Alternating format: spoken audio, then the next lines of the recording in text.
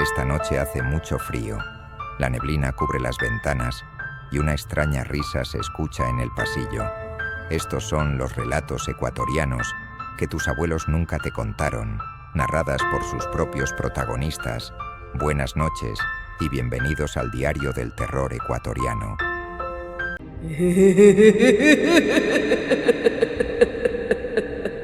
El hombre que hablaba con los muertos.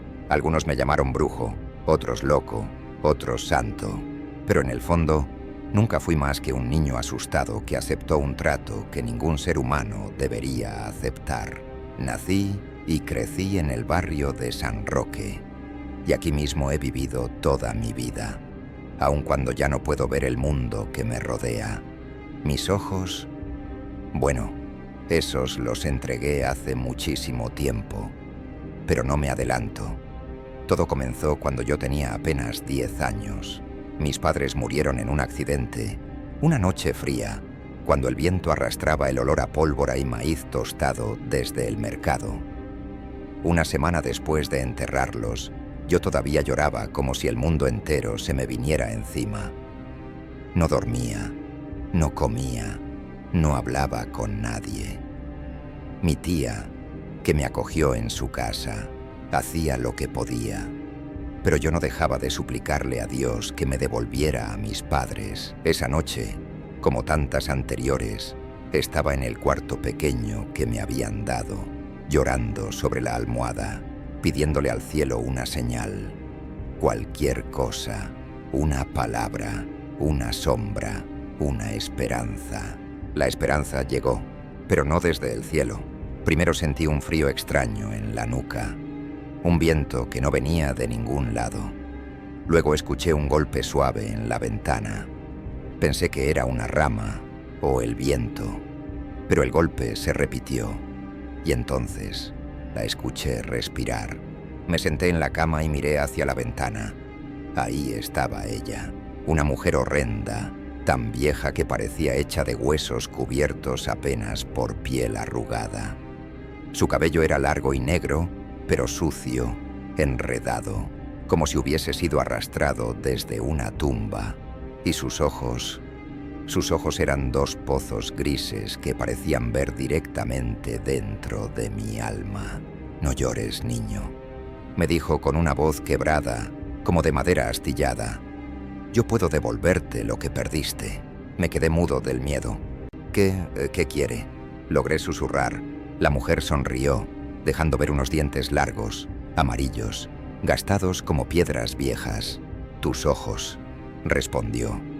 «Dame tus ojos y podrás hablar con ellos, con tus padres, con todos los muertos que has amado. Los escucharás, como si nunca se hubieran ido». Yo era un niño roto, y la desesperación es una trampa perfecta, asentí sin pensarlo, creyendo que ella me devolvería a mamá y papá, creyendo que al fin podría dejar de sentir ese vacío en el pecho. La bruja entró por la ventana como si no pesara nada. Se arrodilló frente a mí, me sujetó la cabeza con unas manos frías y huesudas, y con las uñas largas como cuchillos, me arrancó los ojos. Nunca he vuelto a gritar tan fuerte en mi vida. El dolor fue indescriptible, un fuego blanco que me quemó hasta los huesos. Caí al suelo, temblando, sangrando, sin ver nada más que oscuridad absoluta. La bruja tomó mis ojos entre sus dedos y susurró: «El trato está hecho. Escucharás lo que otros no pueden, pero no veas jamás lo que no debes ver». Y se fue por la ventana, desapareciendo como si nunca hubiese estado ahí. Bajé las gradas tambaleándome, desangrándome, sin entender qué había hecho. Mi tía, al verme, lanzó un grito que todavía puedo recordar, aunque no oí sus palabras, solo su alma rompiéndose. Me llevó al hospital, donde me salvaron la vida, aunque jamás recuperaría la vista. Unos días después, cuando desperté, seguí sin contarle a nadie lo ocurrido. ¿Quién me habría creído? Pero cuando la noche cayó, escuché algo, un susurro, un murmullo cálido. «Hijito, hijito mío», era la voz de mi madre. Casi me desmayé de la emoción. «¿Mamá? dije temblando. «Aquí estoy, mi amor», respondió. «No llores, estoy contigo». Y detrás de ella escuché a mi padre. «Santiago, mi campeón». Lloré tanto esa noche que pensé que mi cuerpo se vaciaría como un río. Y así supe que el trato fue real. A partir de ese día, los muertos comenzaban a buscarme. Primero mis padres, luego mis abuelos, luego los vecinos que habían fallecido en accidentes o en tragedias. Los escuchaba como si estuvieran sentados a mi lado, sus voces limpias, llenas de emoción. Y cuando crecí, otros comenzaron a llegar. Personas de Quito me buscaban para escuchar un último mensaje de sus seres queridos. Me pedían que hablara con sus padres, sus esposos, sus hijos fallecidos. Y yo, sin pedir nada a cambio, les ofrecía esas palabras. No tenía por qué negarme. Era lo único bueno que había nacido de mi tragedia. Con el tiempo, la gente comenzó a llamarme el viejo Santiago, el ciego de la esquina del penal, el que habla con los muertos. Y aunque la vida no fue fácil, nunca me faltó pan ni techo. Los vecinos me protegían, me querían, me respetaban. Pero todo don tiene un final, y el mío llegó una noche oscura, cuando ya era un anciano. No lo escuché entrar, lo percibí. El aire se volvió pesado, el silencio se transformó en un latido hondo y grave. «Viejo», dijo una voz áspera. «Sé quién eres». No me asusté, ya sabía quién era él. Lo había oído en los susurros de los muertos durante años.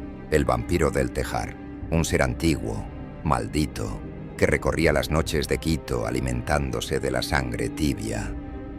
Un monstruo que muchos creían mito, pero yo lo conocía bien.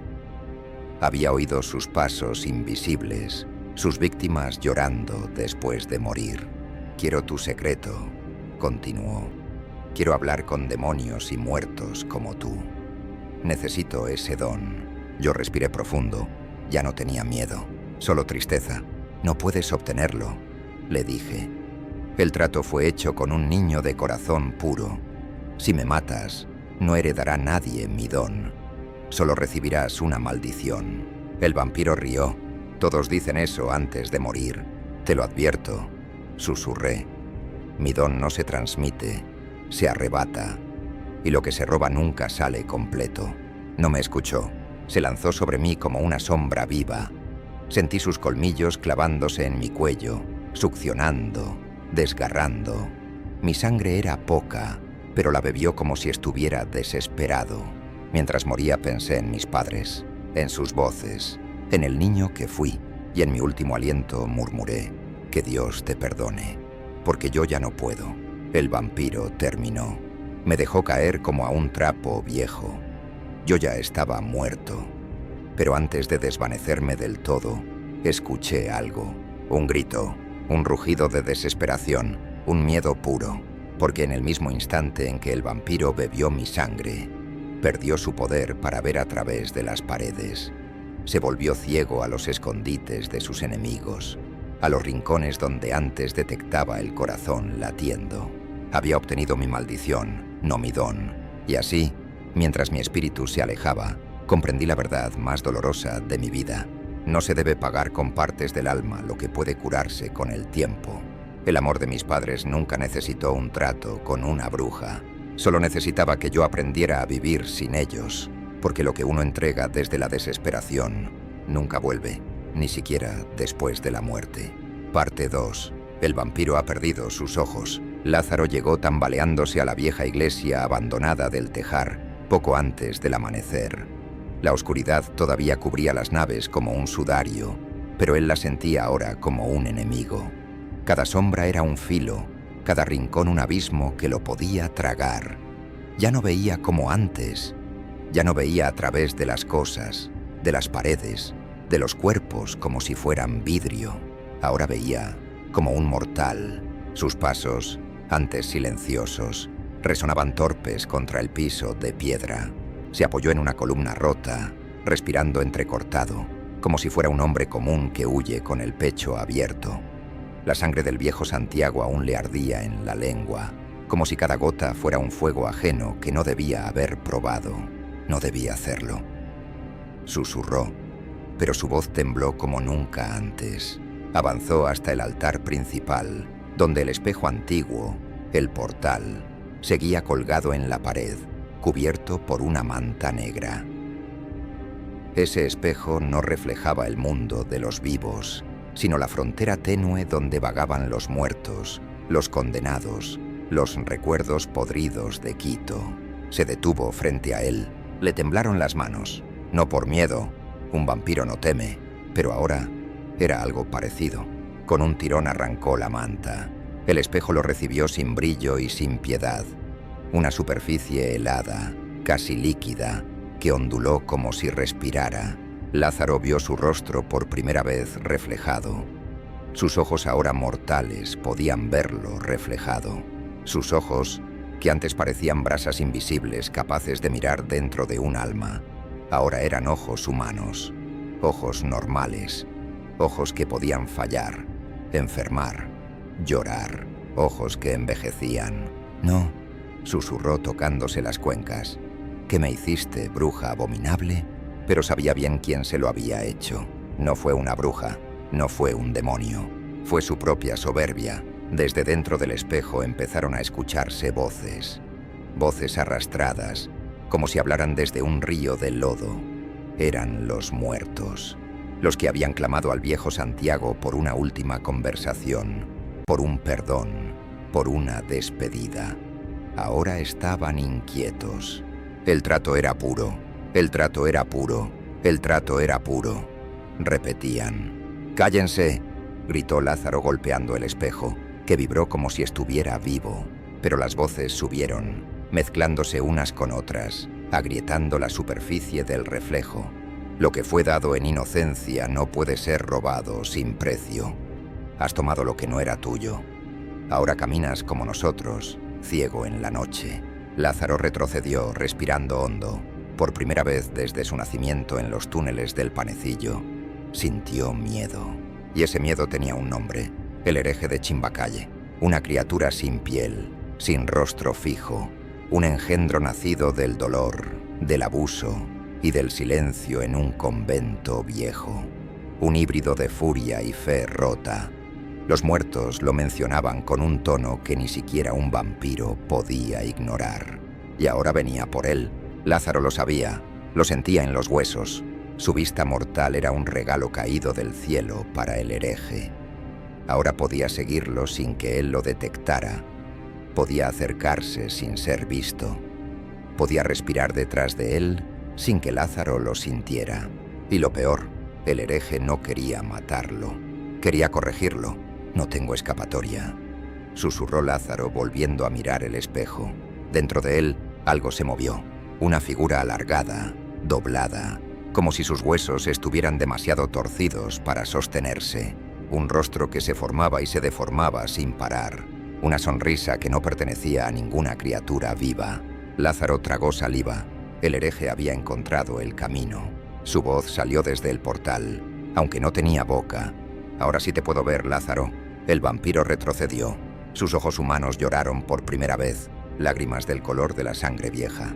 Y el hereje, desde el otro lado del espejo, estiró una mano hecha de sombras y hueso, diciéndole: «Tus noches terminarán tarde o temprano».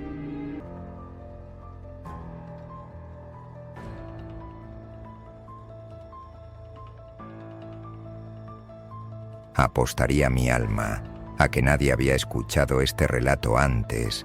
Si te gustó la historia, únete a nuestra comunidad y cuéntanos tus experiencias de terror en los comentarios.